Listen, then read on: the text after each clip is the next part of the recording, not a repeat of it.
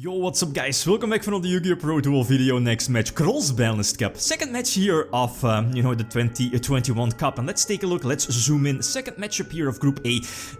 We saw in the previous match at Reasoning Gate 1-3-2 against Troops Group. Next matchup we have XX-Sabers, XX-Sabers from 2011 with pre-errata Dark Soul versus Exodia. It's not your regular Exodia list, but that's for within the next couple of moments. The XX-Saber list should be like one of the first place deck list from back then. 2011, by the way, no Rescue Cat deck list because it was either the Rescue Cat deck list featuring multiple air emblems or basically any build with Solemn Warning. While on the other hand we have Exodia.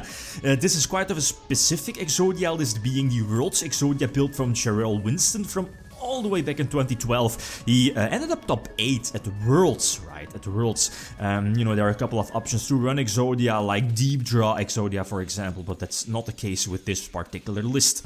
So it's quite of a slow list, but back then there weren't really too many outs, and on top of that, Jarrell was running stuff like Gemini Imps in the extra deck, or side deck, and Volcanic Queen also, to get rid of your opponents like Beat Stick, Negation, whatever.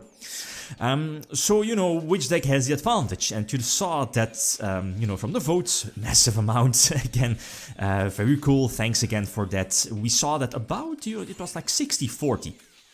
I could agree. I can definitely agree with X-Sabers kinda leading, because, well, let's face it, the extra deck of X-Sabers is of course very powerful against the super slow deck that is like Exodia with, a lot of spells, a lot of traps, and the fact that X-Sabers, and one of their advantages, I guess, is of course their extra deck, and the immediate advantage of going for the either or, like Naturia Beast and or Barkion. And those two cards are just like superb against like trap heavy or spell heavy decks. The thing is that this particular Exodia list was very known for like, Hope for Escape and, what's it called? The trap card that gives your opponent Gift of Hope or something? I'm not sure. You know which one I mean, right? It gives your opponent 3k life points. So what you want to know, or what you want to do is kinda let your opponent attack into your life points. So, you drop like to 1k life points or maybe 2k, whatever, as low as possible, and then use Hope for Escape, pay 1,000. Well, you obviously want to keep more than 1,000 because again, Hope for Escape, you need to pay at least 1,000 life points, and then you will draw, I believe, like multiple cards, depending on the difference equals 2,000. So let's say if you're like 8,000 difference, you will draw like 4 cards. That's quite ridiculous. That's double Pot of Greed. And, well, that's of course very strong. But obviously I'm not going to attack into an empty field if I can't go for game. Or even then, there is still the potential, like Waboku, Threatening Roar, Swift Scarecrow, that, okay, I can deal damage to my opponent, but let's say if I want to deal the final blow, then your opponent could like Waboku or Roar or, Swift Scarecrow, and then, the life points difference will be high. So yeah, long story short, there is the Hope for Escape. It's cool, but the thing is that I can threaten my opponent with a couple of cards here. Obviously, the level 6 Synchro play was coming either for Hyunlei. Hyunlei is their in-themed level 6 Synchro that has the capability to basically Harvest Feather Duster your opponent's entire back row. So that's again strong. Or you could go for Barkion. Barkion's small downside is that Barkion, unlike Naturia Beast, Barkion banishes 2 cards from the graveyard. So, like, at the start of the duel, depends on the hand obviously, but Hyunlei might be the bit better play, but quickly later going for Barkion obviously to, negate your opponent's traps as well. The thing is that, and that's something I haven't mentioned yet, but I read in the comments from, like the votes, is that, and that's, I think, indeed the big weakness of this Exodia build, is that, that's a thing, right?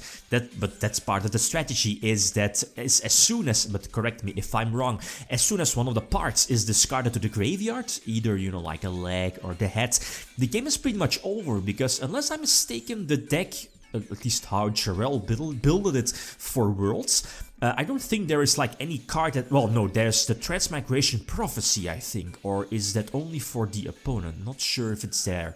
Again, not sure, but I think that's pretty much the only card that can get back cards from the graveyard back to the deck. So again, if I'm able to use GOTTOMS, my level 9 synchro, discard like one of the limbs, or one of the Exodia pieces to the graveyard, then the game is pretty much over.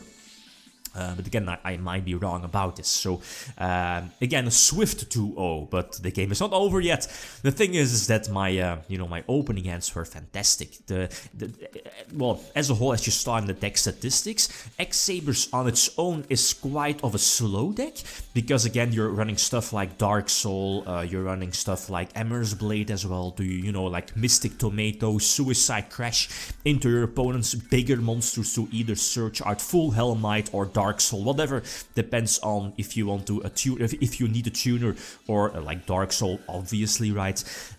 So yeah, long story short, it's quite of a slow deck, but as soon as you get off a Dark Soul, then the ball starts rolling. You quickly can search out Full Troll, and Full Troll, multiple Reborns, and again, this is pre-errata Dark Soul. You can use the same Dark Soul in your graveyard multiple times during the same end phase, for each time it was sent to the graveyard. As you know, now in like 2020 era, that's not possible. The same copy of Dark Soul can only activate once, even though maybe it's like sent to the graveyard multiple times, when it's like reborn, sent for GOTTOMS, used for the synchro, and go from there. I made a small mistake. I read I didn't read Volcanic Queen. Reading is a nice capability, but I thought you could like self-sacrifice Volcanic Queen for her effect, but that's obviously not the case, so I was forced to, sacrifice my own Full Helm Knight, and that proved to be a mistake, because as you see, I'm not drawing any regular X-Saber monster, at least an X-Saber monster that can be normal summoned, and yeah, I kinda get punished for that with like the double Full Troll in hand. But most importantly is the emergency call set, like normal summon the Full Helm Knight, use emergency call, and then, follow up with double Full Troll. That might have been a game for me, because again, even though like, Exodia has like multiple traps, whatever, battle traps maybe, like Waboku, Roar, they won't protect you if Full Troll discards like 3 or 4 cards from the hand. GOTTOMS, that is. So yeah, that was my mistake, but I kind of deserved, to get punished for that. So now it's just a matter of time. One day of peace, 8, yeah, there it is, the 5th. Well, yeah, what can I do? Yeah, small mistake on my part. So next duel.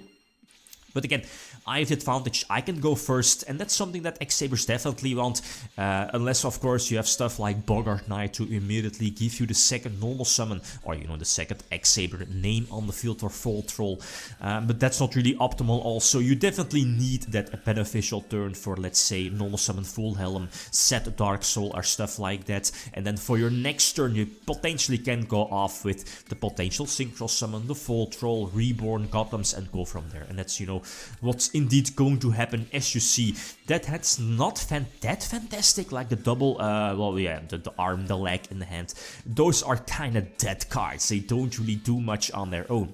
So Waboku is cool. I'm going to keep the Solemn Judgment, again, just in case. The GOTTOMS is indeed going to discard, I believe, 1 card maybe? Not sure. Yeah, indeed, the Exodia, or at least one of the Exodia pieces, was indeed discarded. So this, again, should be my duel, unless, of course, there is the Transmigration Prophecy, if it's there, if I'm not mistaken. I thought I saw it, but I have 7 tools also, and the Judgment, of course, yeah. So this is indeed, should be my duel. Swift Scarecrow is okay, but again, the GOTTOMS discard, another limp, I guess that's, yeah, indeed, okay. Scoop Phase has been entered. So a 3-1 victory for X-Sabers. So was it expected? Yeah, maybe. From this group, it seemed that indeed, like, X-Sabers is like the worst matchup here, or one of the worst matchups as a whole in the cup, but like every deck has their advantages. But the side deck is there, Gemini Imps, Volcanic Queen, and so on. So okay, long story short, X-Sabers 3 points, Exodia 1 point. Next matchup, we are going to Group E. So that means we are going, you know, for the more powerful decks, bigger power creep.